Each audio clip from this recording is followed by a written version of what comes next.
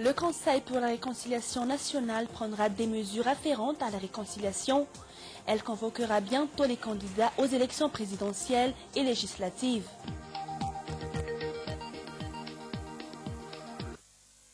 Une orpheline de 5 ans est atteinte de la rétinoblastome. La famille fait appel à son secours.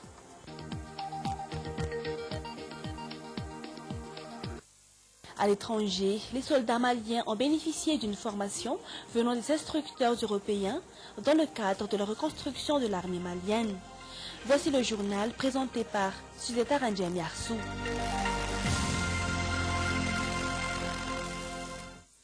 Merci de nous joindre sur ce plateau. Mesdames et messieurs, bonsoir et bienvenue dans ce journal. Je vous invite également à le suivre jusqu'à la fin. À la une des actualités dans le cadre électoral, le Conseil pour la réconciliation nationale ou FFM convoquera bientôt tous les candidats aux élections présidentielles et législatives pour sceller un pacte stipulant le respect du choix du peuple. En tant qu'institution, le FFM prendra des mesures afférentes à cette réconciliation. Reportage de Riva Ravonarive sur les images de Nien Rakoutoun Menzanaj. Afin d'instaurer un climat d'apaisement dans le pays et pour éviter les crises à répétition, le Conseil pour la réconciliation nationale ou FFM interpelle les candidats aux élections présidentielles et législatives de respecter le choix du peuple. Et dans ce cadre, cette institution prévoit de rencontrer les candidats à la présidentielle pour mettre en place une convention commune. Le but de cette réunion, en fait, c'est de transmettre un message solennel de FFM en vue de préserver la paix sociale lors des élections présidentielles et parlementaires. En effet, il a été constaté que chaque fois que les élections se passent à Madagascar, le manque de fair play amène certains candidats à ne pas reconnaître les résultats et ils font des manifestations préjudiciables au pays. Donc nous, au Conseil de réconciliation, on s'est dit qu'il est grand temps de lancer un appel solennel à nos compatriotes, aux candidats notamment, pour chacun, au nom de la concorde, au nom de l'unité nationale, au nom de tous les Malgaches, accepte les résultats, quels que soient. Donc nous avons l'intention, dans un avenir très proche, de prendre contact avec les candidats pour sceller avec eux un pacte de non-violence, un pacte de paix sociale. C'est pour ça donc qu'on a lancé cet appel aux journalistes. Le FFM rencontrera également les groupes et associations voulant participer au processus de réconciliation dans le pays.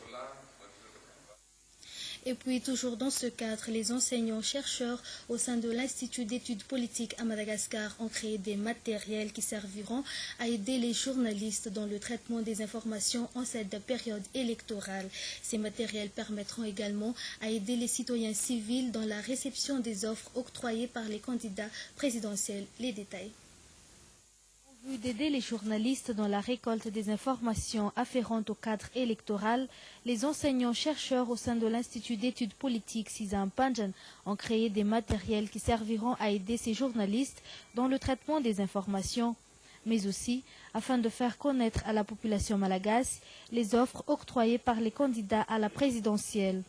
Le directeur de cet institut souligne que l'IEP de Madagascar est une école supérieure se basant sur l'éducation citoyenne. Cette dernière est très importante vu la situation électorale actuelle. Nous tenons à faire en ce moment une analyse des offres et politiques électorales des candidats, a-t-il ajouté. Il est primordial que les électeurs sachent l'existence de ces offres. Ainsi, une formation pour les journalistes provenant de l'IEP a eu lieu dans le but de les enseigner la façon d'utiliser ces matériels. Après l'inscription à la présidentielle, les candidats désirant se présenter aux législatives pourront désormais déposer leur dossier de candidature. Ardon Naranjemalal se portera candidat dans le district d'Atsimjan. Il a déclaré sa candidature aujourd'hui à la presse. Tantel Simaroufi nous en dit plus. Les élections législatives se tiendront le 25 septembre prochain dans la Grande Île. Le dépôt de candidature a débuté lundi dernier. Ardon Ranjemalal, pour sa part, affirme sa volonté. Il se portera candidat aux élections législatives dans le district d'Antsimjan. Il a annoncé solennellement sa candidature ce matin à Benzitaosi. C'est un opérateur économique expérimenté.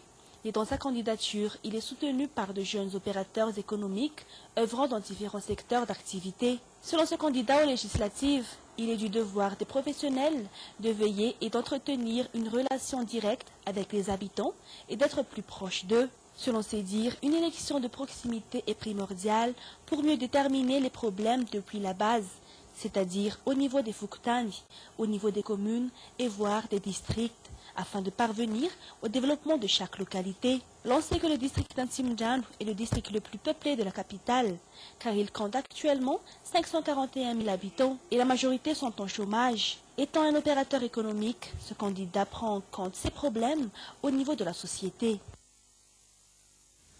La mouvance Ravalman poursuit toujours son périple. Cette fois-ci, elle était un Kadkeli Ilaf. Chaque visite et descente sur terrain de cette entité consiste à une information des partisans sur la vie politique du pays actuel.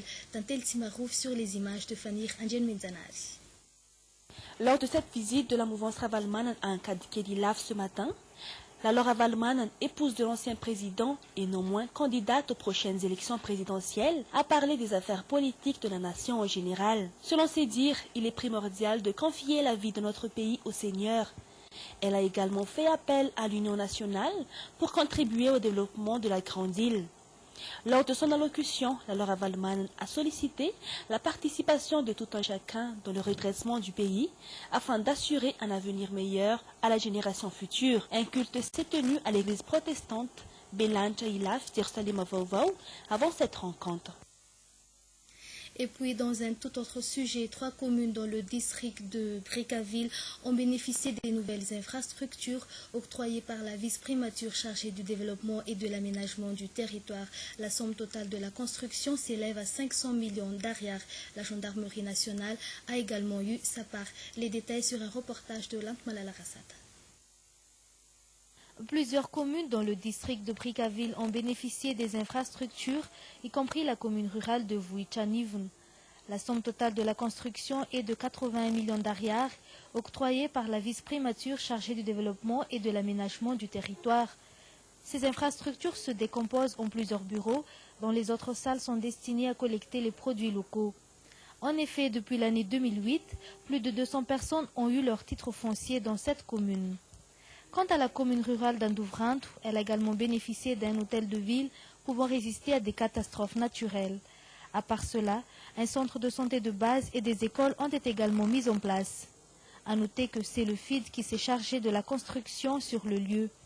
Enfin, le vice-premier ministre Adjon Narville n'a pas oublié la gendarmerie nationale dans la commune Antsapanan. Elle a bénéficié d'un nouveau bâtiment dont l'inauguration officielle a été faite le jour même. Le coût total de la construction de ces infrastructures dans le district de Bricaville s'élève à 500 millions d'ariars. La Asie, une orpheline de 5 ans, est atteinte d'une maladie appelée rétinoblastome. C'est un cancer de l'œil. Elle a déjà subi 2 opérations, mais cela n'a rien changé. La raison de sa venue dans la capitale. Un reportage de Rostina Muriel commenté par Rivara Vonarif. La rétinoblastome est une tumeur de la rétine d'origine génétique. Ce cancer survient le plus souvent chez des enfants moins de 5 ans. Dans 25% des cas, la rétinoblastome touche les 2 yeux. Et dans les 75%, un seul œil en est atteint. Et c'est le cas de la Asie, une orpheline de 5 ans. Depuis 1 an, son œil droit a commencé à s'enfler. D'après son oncle, la a déjà subi 2 opérations chirurgicales à Tirumandidi, mais la maladie n'a fait que s'aggraver. Ainsi, la famille a décidé de poursuivre les traitements dans la capitale. Et depuis 2 semaines, la petite fille est prise en charge à l'hôpital Joseph Ravangedjenavalou. Des traitements qui dureront encore à long terme et qui doivent passer à plusieurs étapes.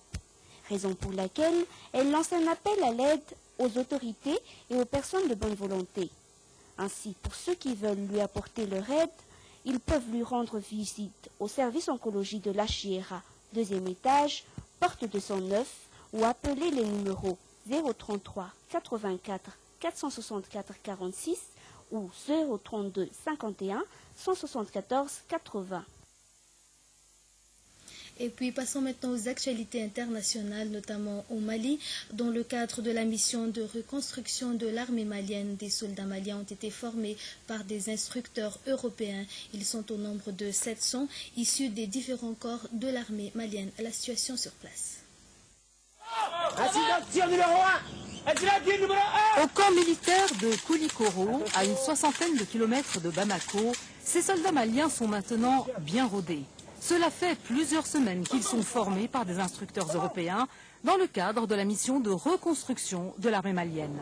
Nous, on est reparti tout à zéro, donc on a repris la formation de base. Et là, au bout d'un mois et demi maintenant, le résultat commence vraiment à être satisfaisant. Boum, boum, boum. Clic.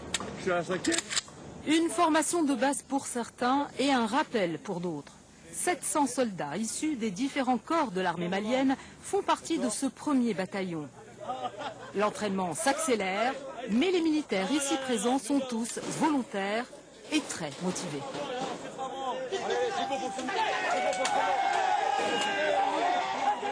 J'ai appris plein de choses ici, avec les nouvelles méthodes de combat, avec les nouvelles manières de charger les armes. Maniement d'armes, formation au combat, mais pas seulement. Au programme aussi, des cours de droit international humanitaire avant le passage sur le terrain. Il est très bon que les éléments vraiment s'approprient les notions essentielles au droit international humanitaire ou au droit de conflits armés qui protègent les militaires, qui protègent les civils pendant la période de crise. Un rappel des règles pour l'armée malienne, parfois accusée d'exaction. Ils sont conscients que leur pays est passé à côté d'une catastrophe et donc il faut changer. Il faut changer la méthode de fonctionnement de l'armée pour éviter que cette catastrophe puisse se reproduire demain. Ce premier bataillon de l'armée sera prêt début juin pour se rendre dans le nord du Mali. D'autres sessions de formation continueront pour les soldats maliens à Koulikoro. Et puis, restons toujours dans ces actualités internationales. Des engins explosifs ont visé deux commissariats de police à Benghazi. Les gardes du côte italien ont secouru à l'aube deux embarcations transportant des gros africains. Le numéro 1 mondial du platine, le groupe anglo-américain a annoncé la suppression de 6000 emplois. Voici les détails dans cette Afrique en bref. Des engins explosifs ont visé vendredi deux commissariats de police de Benghazi. La ville, berceau de la révolution libyenne, est le théâtre de nombreuses attaques, généralement attribuées aux islamistes radicaux. 200 personnes ont manifesté vendredi à Benghazi pour protester contre ces violences, mais aussi pour réclamer le départ de tous les fonctionnaires ayant servi sous Kadhafi. Les autorités sont engagées dans un bras de fer avec les milices armées qui risquent de plonger la Libye dans une crise politique profonde. Le numéro 1 mondial du platine, le groupe anglo-américain En Place, a annoncé vendredi la suppression de 6000 emplois en Afrique du Sud. La direction a l'intention de fermer une de ses 4 mines en raison de sa faible densité en minerais. Le groupe affirme avoir revu à la baisse un premier plan social qui prévoyait la suppression de 14 000 emplois.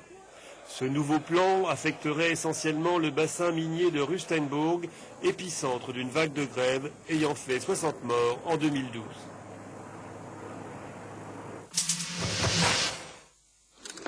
Le président mauritanien Mohamed Ould Abdelaziz a lancé jeudi la construction de la première centrale à énergie éolienne du pays. Elle sera composée de 15 éoliennes d'une capacité totale de 31 MW. En avril dernier, la Mauritanie avait inauguré sa première centrale solaire, réalisée grâce à un don des Émirats arabes unis. Le pays s'est donné pour objectif d'atteindre 20% d'énergie renouvelable à l'horizon 2020.